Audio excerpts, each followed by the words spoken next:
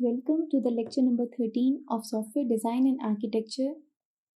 In the previous week, we have covered middleware architecture and three middleware technologies RPC, Corba, and MOM. Along with the middleware architecture, we have already studied other architectural styles as well, which includes data flow architecture, interaction oriented architecture, and shared data architectures. So, all of you know that how these architectures work, in which domains they are applicable. Now it's time to discuss another important aspect of software architecture, that is its quality attributes.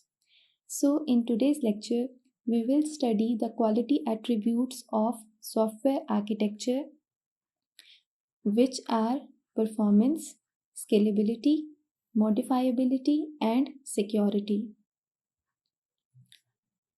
Before starting our lecture, the first question is, what are the quality attributes? So it's written in the slides that quality attribute requirements are part of an application's non-functional requirements, which capture how the application behaves. तो आपकी general understanding quality attributes के हवाले से ये हो रही है यहाँ पर कि जब भी एक एप्लीकेशन डेवलप की जाती है तो सबसे पहला स्टेप रिक्वायरमेंट गैदरिंग का है। रिक्वायरमेंट्स की दो टाइप्स हैं, functional requirements and non functional requirements.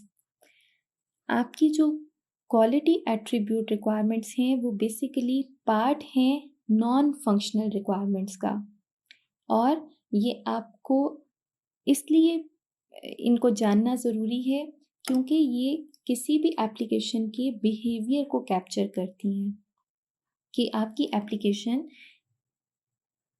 किस तरह से यूज़र के सामने बिहेव करेगी।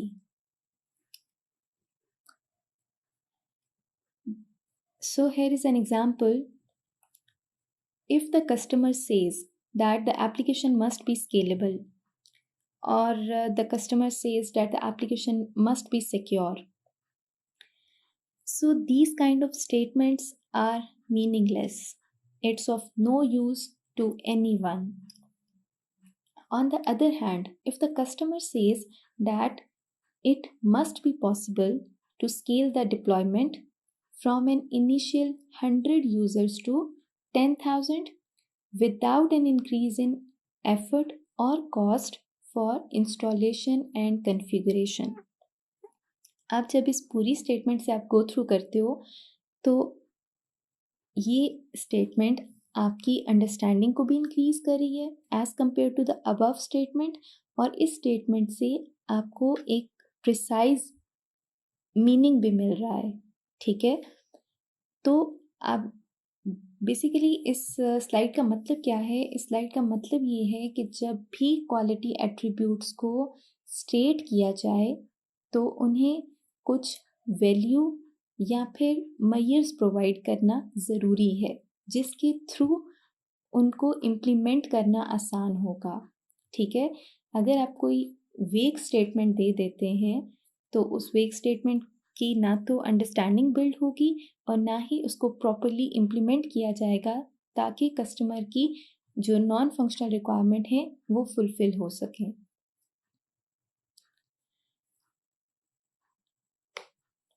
अगर हम बात करें क्वालिटी एट्रीब्यूट्स के नंबर की, so there are many general quality attributes, और इन सब को कवर करना हमारे लिए इन एक दो लेक्चर्स में पॉसिबल नहीं है।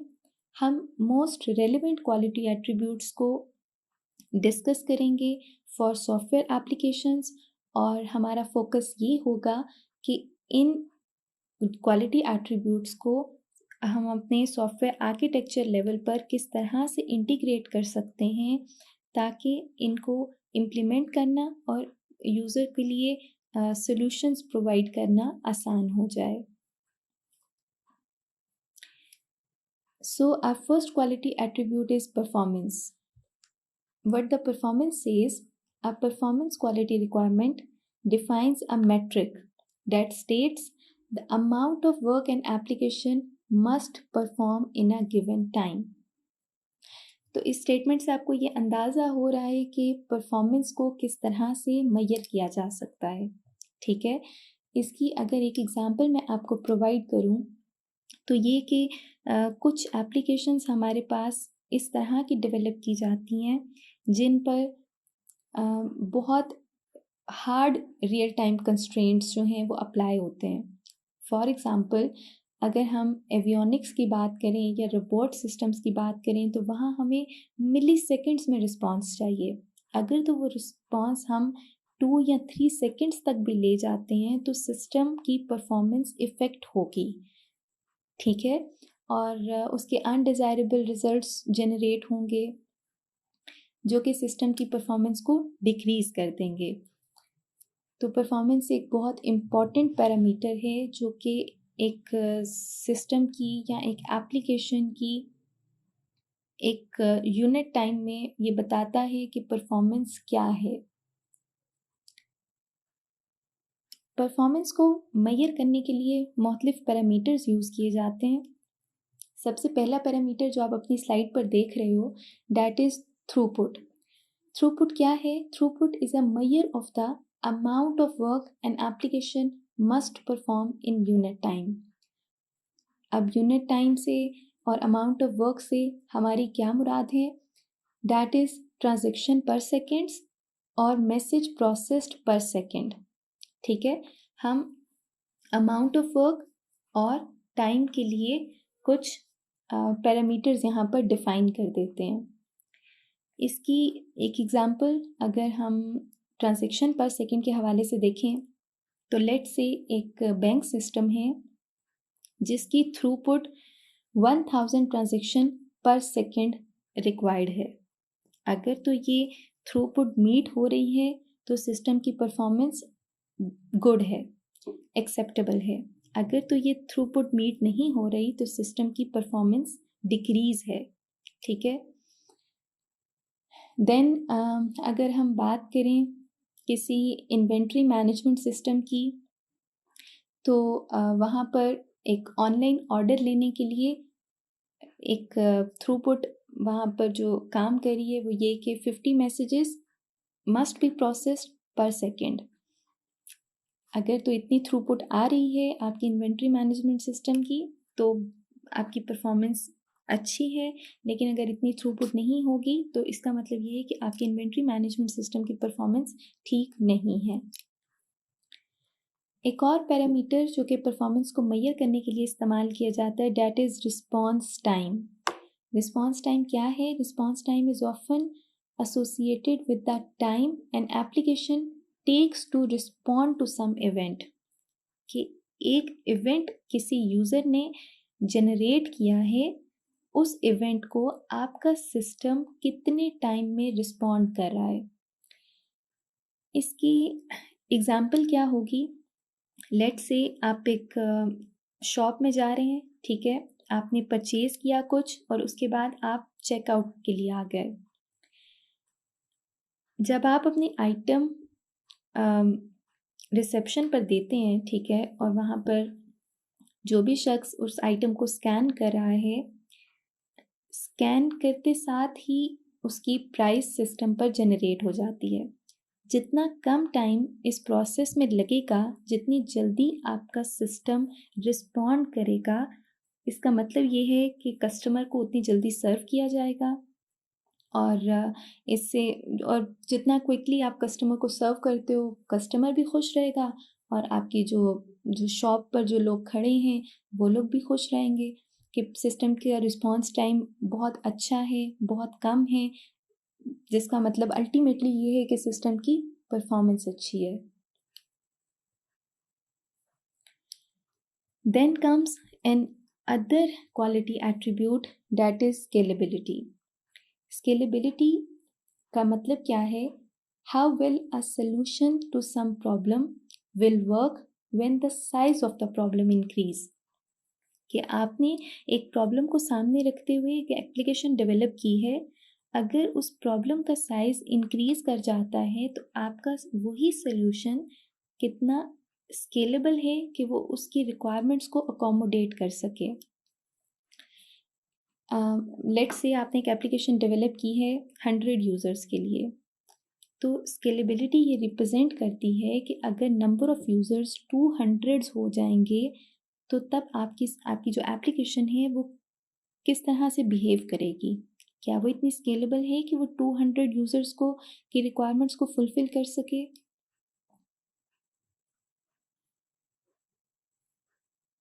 जिस तरह हमने परफॉर्मेंस में बात की थी कि थ्रूपुट के ज़रिए या रिस्पॉन्स टाइम के थ्रू हम ये सिस्टम की परफॉर्मेंस को मेजर कर सकते हैं, बिल्कुल उसी तरह स्केलेबिलिटी को मेजर करने के लिए भी हमारे पास डिफरेंट एस्पेक्ट्स होते हैं। और उसमें सबसे पहला एस्पेक्ट है रिक्वेस्ट लोड। रिक्वेस्ट लोड का मतलब आप लोग अपनी स्लाइड पर जो देख रहे हो वो ये कि एक सर्वर एप्लीकेशन है, ठीक है। वो इस तरह से डिज़ाइन की गई है कि वो 100 ट्रांज़ैक्शन पर सेकंड पीक लोड पर अकोमोडेट कर सकती है, ठीक है। और इसका जो रिस्पॉन्स टाइम है वो एवरेज 1 सेकंड होगा। अगर तो रिक्वेस्ट लोड 10 टाइम्स ज़्यादा हो जाए तो आपका आर्किटेक्चर इस इंक्रीज लोड को किस तरह से फैसिलिटेट करेगा। तो इसमें आपके दो दो आंसर्स हो सकते हैं। एक आंसर तो ये है कि आप एग्जिस्टिंग एप्लीकेशन के साथ उसकी प्रोसेसिंग को बढ़ाने के लिए एक सीपीयू अटैच कर दें, ठीक है। या फिर एक डिस्ट्रीब्यूटेड आर्किटेक्चर का कॉन्सेप्ट हमने पढ़ा था, ठीक है। आप अपने आर्किटेक्चर को, आप अपनी एप्लीकेशन को डिस्ट्रीब्यूटेड मैनर में ले जाएं, जिससे वो ज़्यादा रिक्वेस्ट लोड को आसानी से हैंडल कर सकती है, ठीक है। Another parameter to measure the scalability is simultaneous connections. इसकी एग्जाम्पल क्या है? एक ऐसा आर्किटेक्चर जो कि 1000 कंकरेंट यूजर्स को सपोर्ट कर रहा है, ठीक है। अब अगर नंबर ऑफ कनेक्शंस बढ़ा दिए जाएं तो आपका सेम आर्किटेक्चर किस तरह से रिस्पॉन्ड करेगा, ठीक है। तो आपको अपने सिस्टम को इस ऐसे आर्किटेक्चर्स पर डेवलप करना है जो कि पैरेलल कनेक्शंस या फिर सिमल्टेनियस कनेक्शंस को सपोर्ट कर सकें, इनकी स्केलेबिलिटी को सपोर्ट कर सकें। Then comes the data size. Data size says that how does an application behave as the data it process increase in size. Let's say आपकी एप्लीकेशन 1 GB डाटा प्रोसेस कर रही है, कुछ टाइम के बाद आपकी रिक्वायरमेंट ये इंक्रीज कर जाती है कि अब आपकी एप्लीकेशन को 2 GB डाटा प्रोसेस करना है, ठीक है। तो क्या आपका डिज़ाइन इतना स्केलेबल है कि वो आपकी एप्लीकेशन की स्केलेबिलिटी को अकोमोडेट कर सके। इसकी एक एग्जांपल ये है कि जब हम डेटा साइज़ की या डेटा से रिलेटेड किसी भी एप्लीकेशन की बात करते हैं तो उसमें आपकी चैट एप्लीकेशंस आ जाती हैं। ये इस तरह से डिज़ाइन की जाती हैं कि वो एक एवरेज मैसेज साइज़ को इजीली हैंडल कर सकती हों, लेकिन अगर मैसेज साइज़ ग्रो कर जाए तो फिर आपको उसकी फंक्शनैलिटी को एनालाइज करने की ज़रूरत है कि आपकी फंक्शनैलिटी आर्किटेक्चर लेवल पर इतने अच्छे से फैसिलिटेट होनी चाहिए कि अगर नंबर ऑफ़ डेटा साइज़ बढ़ जाए तो आपकी एप्लीकेशन पे कोई फ़र्क ना पड़े। जब हम डेटा साइज़ की बात करते हैं तो आप लोग रिकॉल करें शेयर डाटा आर्किटेक्चर को। वहाँ हमने दो स्टाइल्स को डिस्कस किया था, repository style and pipe and filter style. Repository style में देखा जाए तो एक सेंट्रल रिपोजिटरी है जो कि आपकी डेटा फाइल्स को, डेटाबेस को, डेटा वेयरहाउस को लार्ज अमाउंट में स्टोर कर सकती है, ठीक है। अगर आपके डेटा का साइज़ बढ़ जाएगा तो रिपोजिटरी इफ़ेक्ट नहीं होगी और उसके साथ जितने क्लाइंट्स भी कम्युनिकेट करना चाहें वो इजीली कर सकते हैं, ठीक है। तो रिपोजिटरी स्टाइल एक एग्जांपल हो सकती है आप उसके थ्रू जब अपने सिस्टम को डिज़ाइन करते हैं तो डेटा साइज़ की स्केलेबिलिटी को अकोमोडेट किया जा सकता है। Third quality attribute is modifiability. What the modifiability says that it is a measure of how easy it may be to change an application to cater for new functional and non-functional requirements.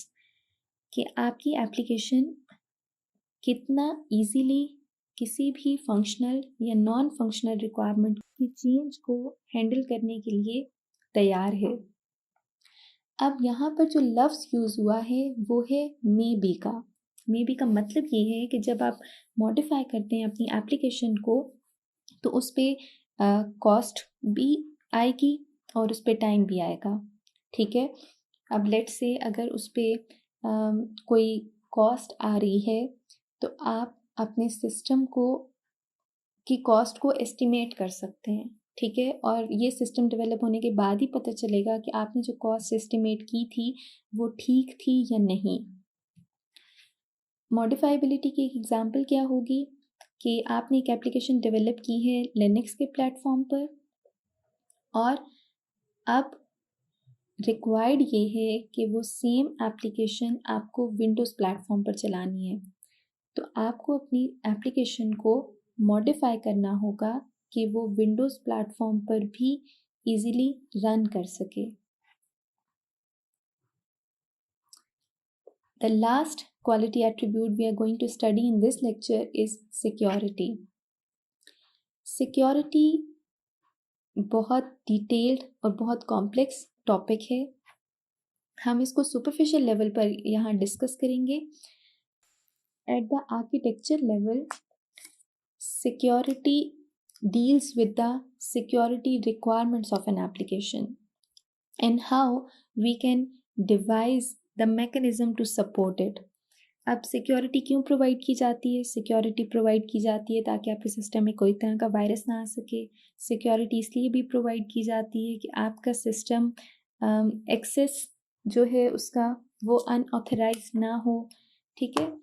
या फिर आपके information loss को protect करने के लिए security provide की जाती है. तो बहुत सी सिक्योरिटी रिक्वायरमेंट्स होती हैं जो कि आपके एप्लीकेशन को की ज़रूरत को सामने रखते हुए इम्प्लीमेंट की जाती हैं. ठीक है. और इसको कैटर करने के लिए हमारे पास बहुत से मैकेनिज़्म, बहुत से टूल्स, एल्गोरिथम्स और टेक्नोलॉजीज़ मौजूद हैं. सिक्योरिटी को थोड़ा डिटेल में देखते हैं कि सिक्योरिटी हमें किन किन लेवल्स पर रिक्वायर्ड होती है. पहली बात जो आपको नज़र आ रही है आपकी स्क्रीन पर, डैट इज़ ऑथेंटिकेशन. इसका मतलब ये है कि एप्लीकेशन वेरीफाई करती है यूज़र की आइडेंटिटी को through user name and password. जिस तरह आप फेसबुक लॉगिन करते हैं या जब अपना जीमेल का अकाउंट लॉगिन करते हैं तो आप वहाँ पर ऑथेंटिकेशन अपनी एप्लीकेशन को प्रोवाइड कर रहे होते हैं. ठीक है. Then comes the authorisation. Authorisation का मतलब ये है कि जो यूज़र्स ऑथेंटिकेटेड हैं उनको किसी भी एप्लीकेशन को या सिस्टम को यूज़ करने के लिए कितना एक्सेस दिया गया है. ठीक है. कुछ यूज़र्स ऐसे होंगे जो सिर्फ रीड ओनली एक्सेस पे काम कर रहे हैं. ठीक है. कुछ यूज़र्स ऐसे हैं जो रीड राइट पर काम कर रहे हैं. अगर हम CUI पोर्टल की बात करें तो वहाँ पर अटेंडेंस वाला सेक्शन आप लोगों के लिए रीड ओनली है. इतना एक्सेस है कि सिर्फ आप उसको देख सकते हैं, रीड कर सकते हैं. लेकिन मेरे पास ये एक्सेस है कि मैं उसे राइट कर सकती हूँ, मैं उसे एडिट कर सकती हूँ. ठीक है. तो ऑथराइजेशन का मतलब सिस्टम का एक्सेस प्रोवाइड करना है फॉर डिफरेंट यूज़र्स.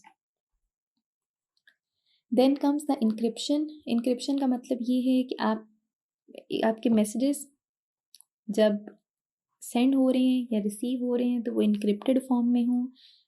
इसकी एक एग्ज़ाम्पल आपकी व्हाट्सएप एप्लीकेशन है. वहाँ पर आपके messages and to end encrypted होते हैं. An other aspect of security is integrity. Integrity क्या करती है?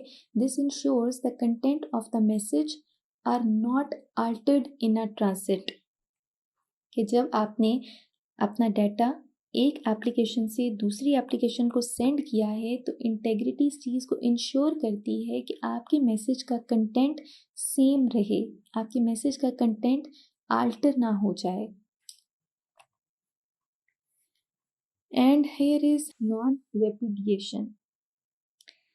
नॉन रेपुडिएशन का मतलब ये है कि सेंडर ने एक डाटा सेंड किया है, ठीक है, और सेंड होने के बाद उसे उसकी डिलीवरी मैसेज दे दिया जाता है, ठीक है। रिसीवर ने डाटा रिसीव किया और रिसीवर को सेंडर की आइडेंटिटी का पता है, ठीक है। इसका मतलब ये है कि कोई भी पार्टिसिपेंट सेंडर और रिसीवर रिफ्यूट नहीं कर सकता।